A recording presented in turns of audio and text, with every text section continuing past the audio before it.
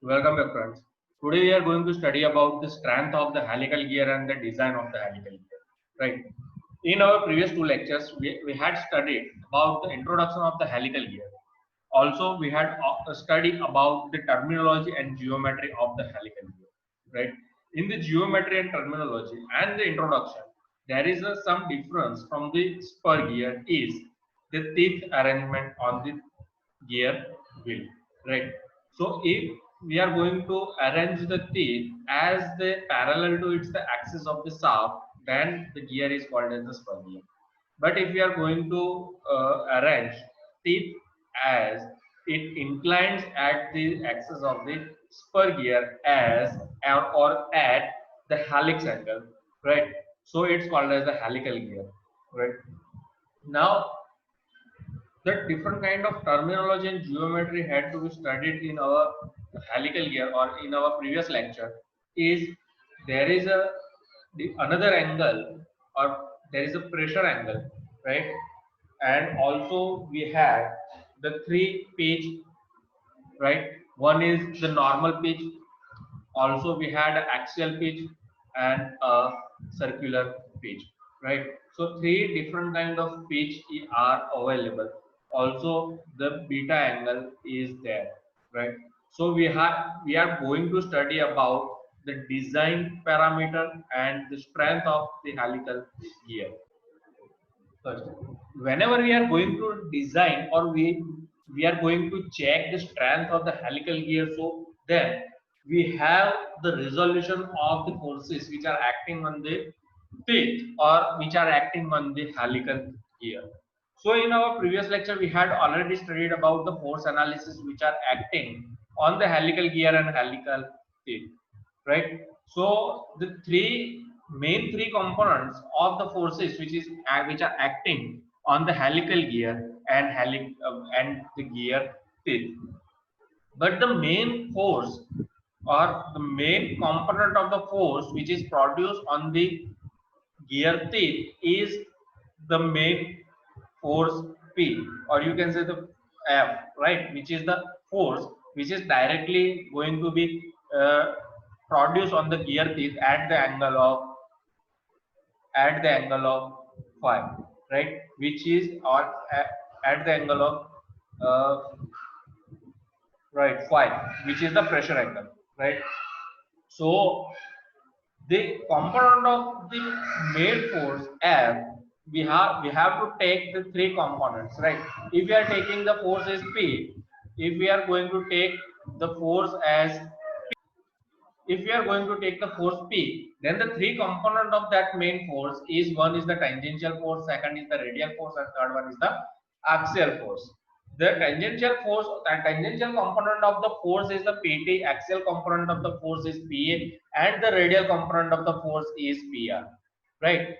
So the three component of the force which are acting on the gear teeth, we have to study about it, and we had already studied about the three component of the force which is acting on the gear teeth in our previous lecture. So we are going to just small revive or small revision of that three component force so we can easily study about the strength of helical gear and design of the helical gear.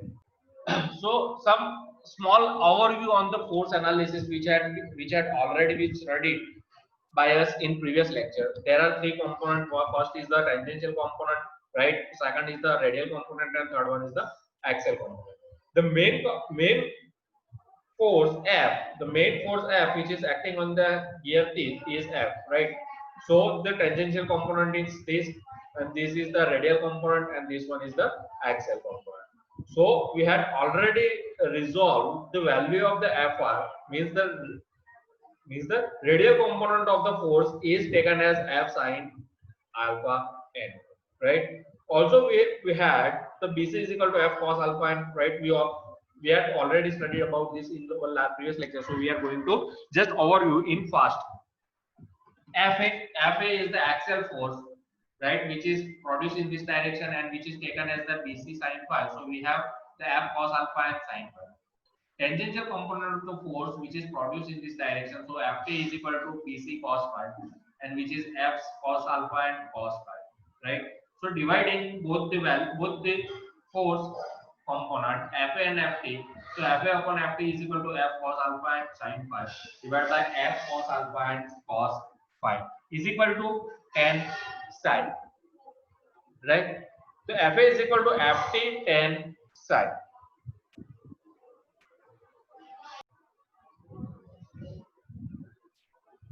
So dividing Fr and Ft, we have the Fr upon Ft is equal to F sin alpha and divided by F cos alpha and cos psi is equal to tan alpha and divided by cos psi. So we have the value of Fr is equal to Ft cos alpha and upon cos psi, right? So from the EDC, from the triangle EDC, we have the tan alpha is equal to Fr upon Ft and tan alpha n is equal to Fr upon Bc, which means the value is Fr upon Ft divided by cos psi. Cos psi is going to be multiplied with Fr. So Fr upon Ft is the tan alpha. So tan alpha n is equal to tan alpha into cos psi, right? So cos psi, the value of cos psi is equal to tan alpha upon tan alpha. The tangential component is calculated from the relationship Ft is equal to mt divided by d by t, where m is the transmitted torque and d is the pitch circle diameter, right? Also, we had discussed about the three main information, the three main required information for the decide the direction of all three components, right?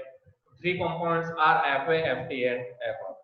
So first information which is required to decide the direction is which is the driving element, right, and which is driven element. So two gears are there. For the helical gear, there are two gears. One is the driven and one is the driving. We have to decide, or we have to see which one is the driving and which one is the driven, or which one is the driver and which one is the driven. And next is pinion rotating in clockwise direction or anti-clockwise direction? Means the pinion, we have to see the pinion, right? Means what? The driven element, whatever driven element is there is called as the pinion. Simple, right? So we have to see the driven element is rotating in clockwise direction or in anti-clockwise direction. And third information is what is the hand of helix? It is a right-handed or left-handed, right? So how the arrangement of the tape or the how the helix angle is going to be taken? Is it a right-handed or left-handed? So this information which is required to decide the direction of three components, right? So this is the overview of the force analysis. Now we are going to see the strength of the gear and the design of the helical gear. Beam strength.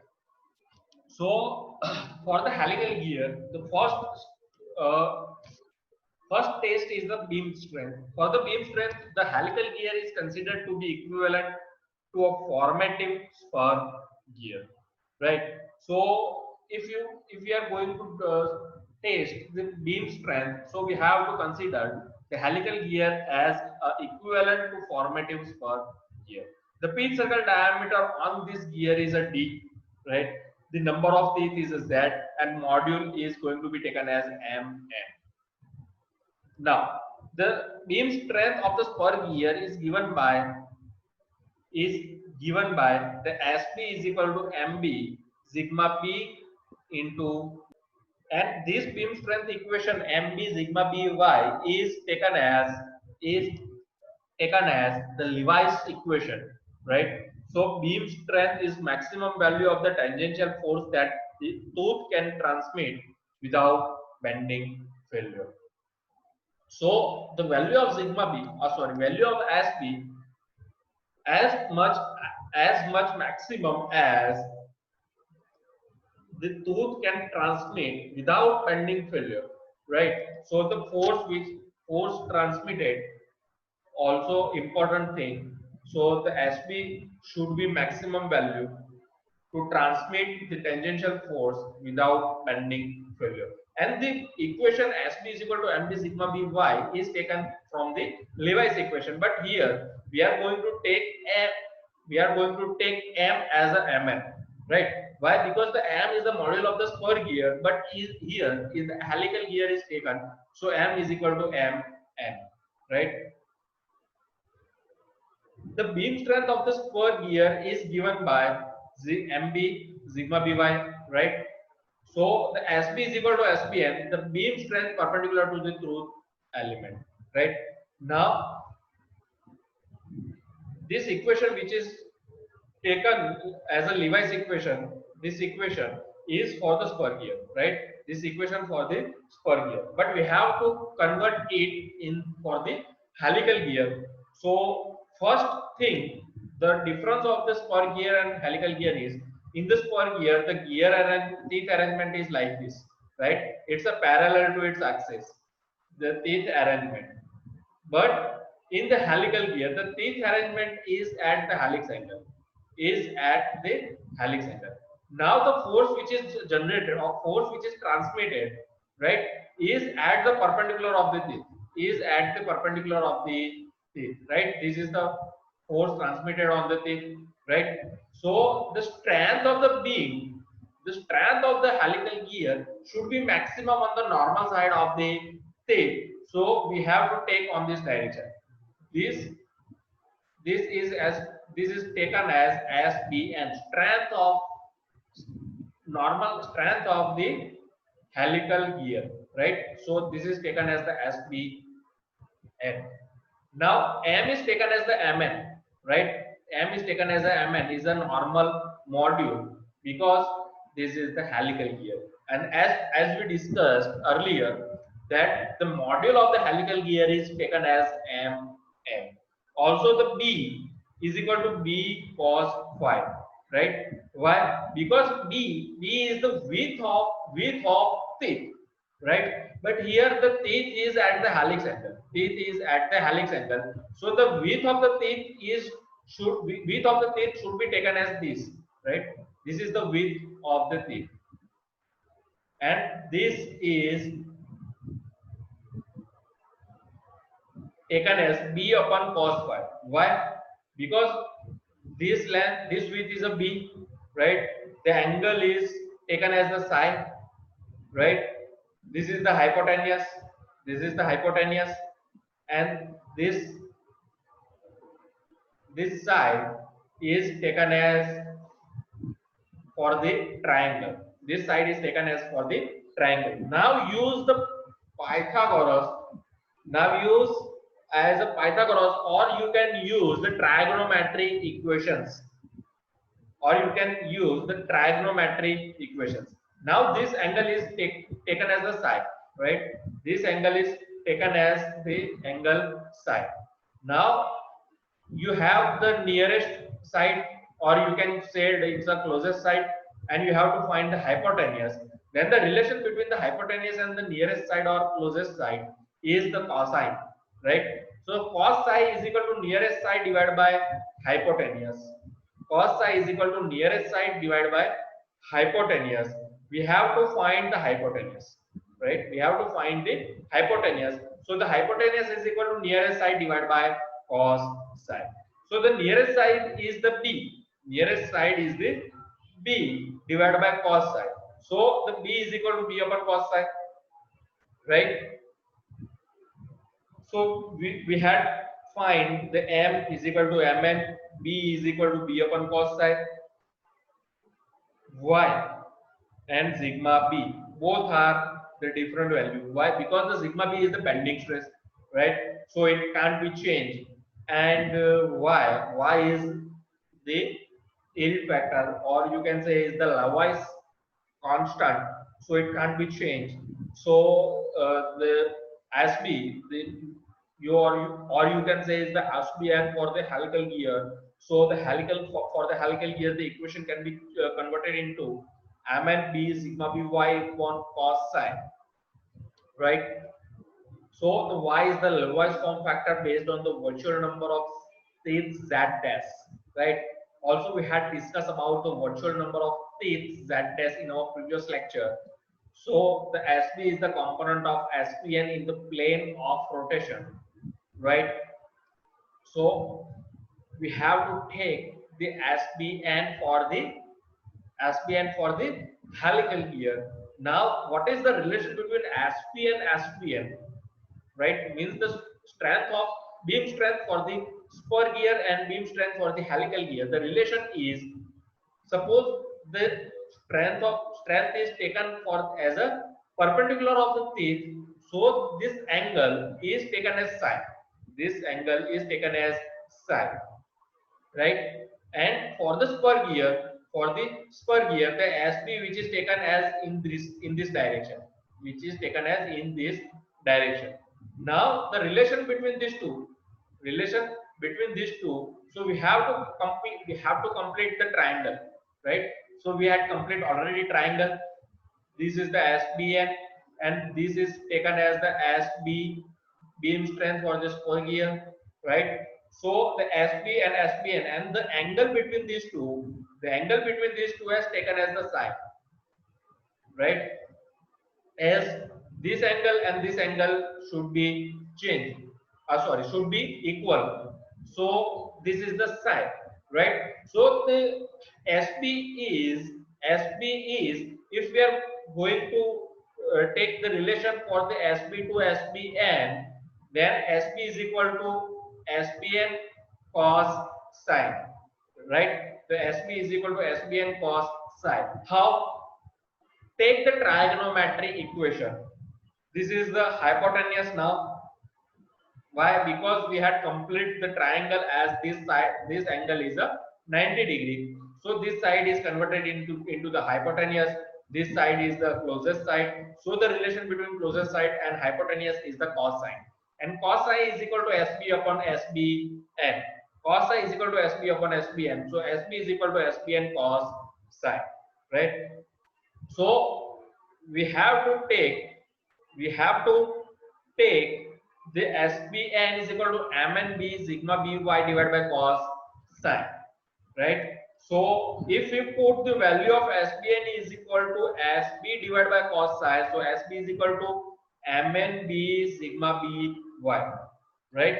If we are putting the value of SBN is equal to the value of SBN, so the cos psi is going here below of the SB, so the value of SBN is equal to SB upon cos psi, so the value of SB is equal to MNB sigma by, right?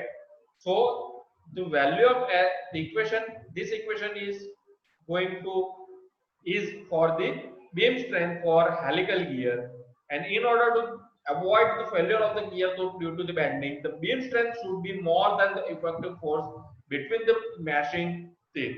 Means the force which is produced, the effective force which is produced between the mashing teeth of two gear, right?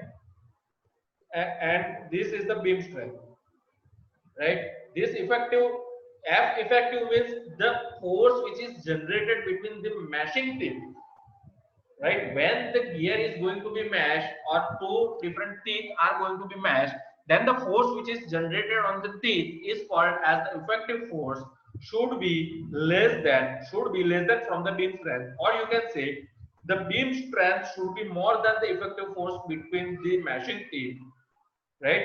To avoid the failure of gear tooth due to bending, right?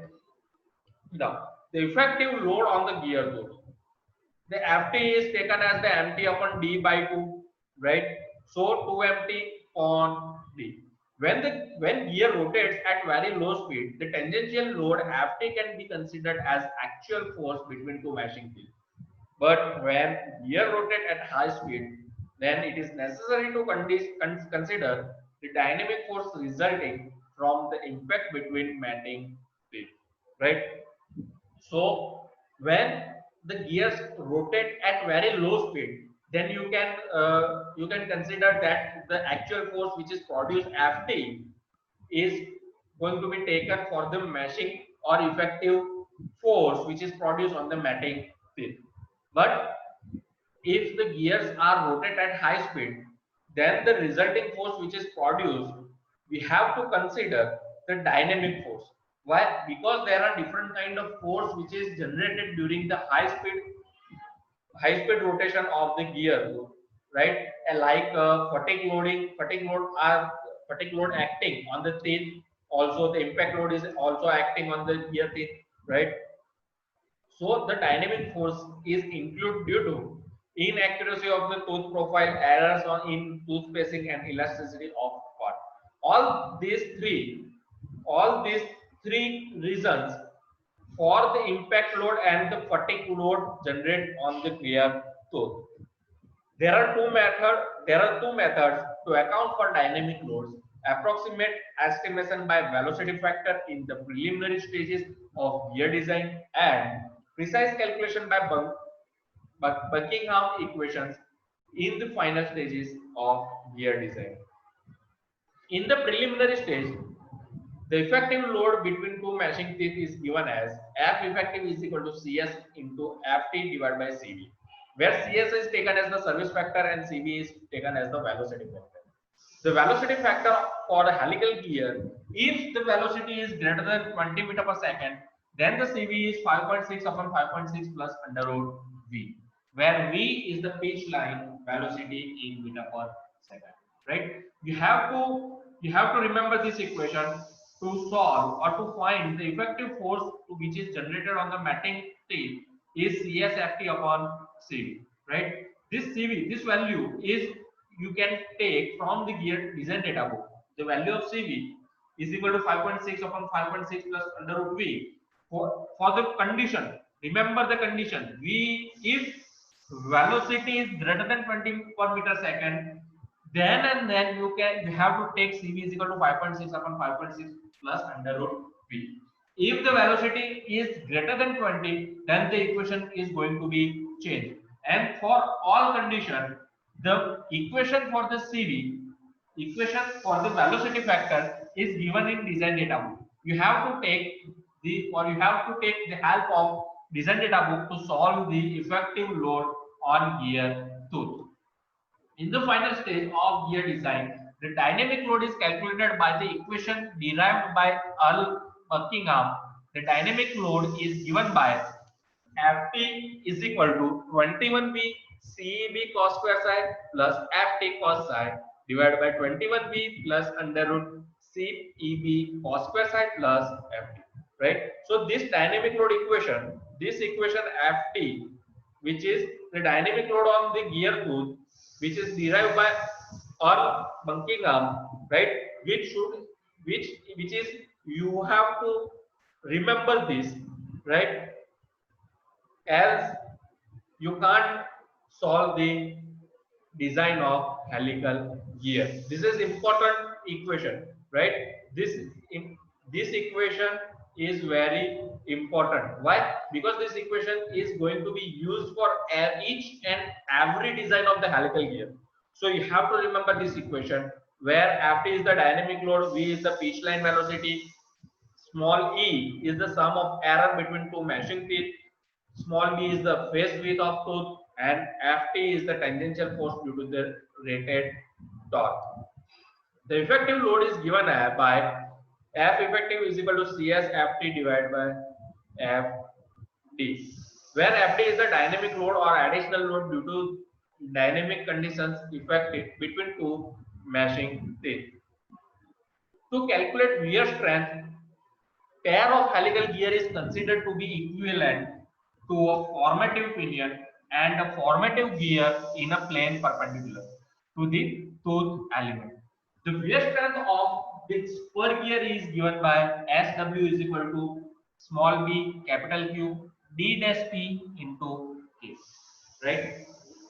So for the calculate of the wear strength, right, SW is the strength of wear, or you can say the wear strength of the spur gear, or we have to convert it into the helical gear. So as as per the beam strength, we are going to consider the helical gear as a formative spur gear or a formative spur pinion. So we can solve the equation of the beam strength. So as per that method, we have to consider the formative pinion and formative spur gear to calculate the equation of the wear strength of spur, wear strength of a helical gear. So wear strength is the maximum value of the tangential force that the tooth can transmit without pitting failure.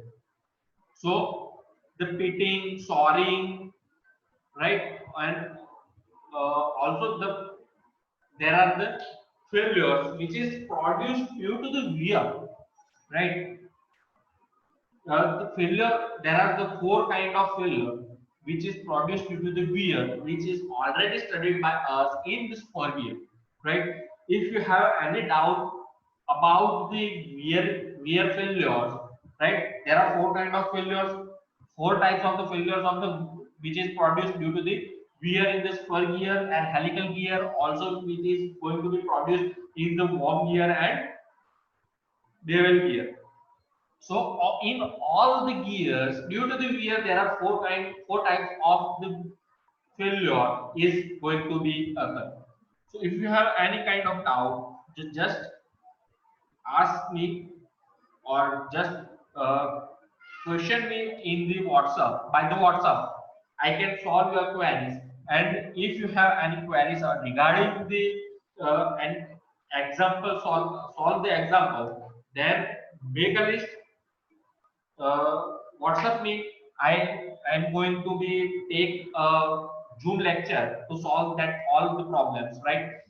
So now, just now, uh, let's start the equation, wear strength equation for the helical gear. First, we are going to take the wear strength equation for the spur gear, which is SW is equal to BQ D dash P into K. So the equation SW is for spur gear. Now we are going to take SW is equal to SWN, wear strength perpendicular to the tooth element, right? Now if we are going to take the wear strength perpendicular to the tooth element, then the relation between SW and SWN is like that. Suppose this is the tooth, right? And the perpendicular line is the SWN, right? This is the wear strength SWN.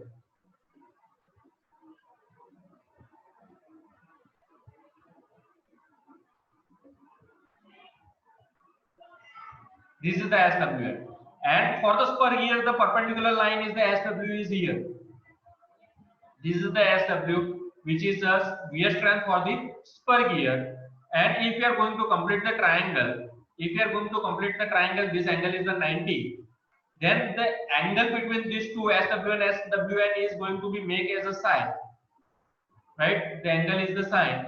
Now we have to solve, or we have to find the relation between the SW and SWN. We have to use the trigonometric equations, which is the hypotenuse and closest side, right? The relation between the hypotenuse and closest side is the cosine, right? So the relation between SW and SWN is equal to the SW is equal to SWN into cos sine, right? Or the SWN is equal to SW divided by cos sine, right? As W divided by SWN is equal to cos sine, right? Cos sine. This is the equation which is generated with the help of trigonometrical equations. So the relation between SWD and SWN is SW divided by SWN is equal to cos sine, or you can say the SW is equal to SWN cos sine, or you can say the SWN is equal to SW divided by cos sine, right? So the relation for the width of the spur gear and width of the helical gear we have, or we had already derived, the B is equal to B divided by cos psi, right? Face width along the tooth element. Also dp dash is equal to dp divided by cos square sine, which is the piece circle diameter of the formative pinion. So substituting this all the values in the equation, we have the SWN is equal to B cube dp into k divided by cos cube sine. How? So we are going to put the value of B is equal to B cos sine, right? So B divided by cos sine cube. Now we are going to put the value of dp dash is equal to dp divided by cos square sine. So dp divided by cos square sine. The cos sine is already there, so it is converted into the cos cube sine. and k is the constant value, right? Or you can say is the factor, form factor, right? So the SWN is equal to BQ into dP into K divided by cos cube sine, right? So this is the value. Now put the value of SWN. If we are going to put the value as WN, right? So the value of SWN is SW divided by cos psi,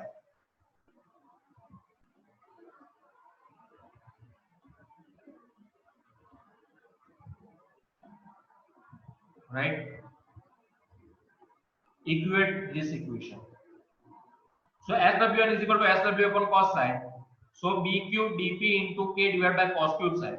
So the value of SW, value of the wear strength of the helical gear, SW is equal to B into Q into dP into K divided by cos square psi, right? So this cos, if we are remove this cos sign and if remove here, then here is remaining is cos square psi, right? So the equation is SW is equal to B into Q into dP into K divided by cos square psi. This is the equation. Now the effective load should be less than or equal to the wear strength of the teeth which is produced, right? To avoid the pitting failure of the gear tooth, right? So the effective load F effective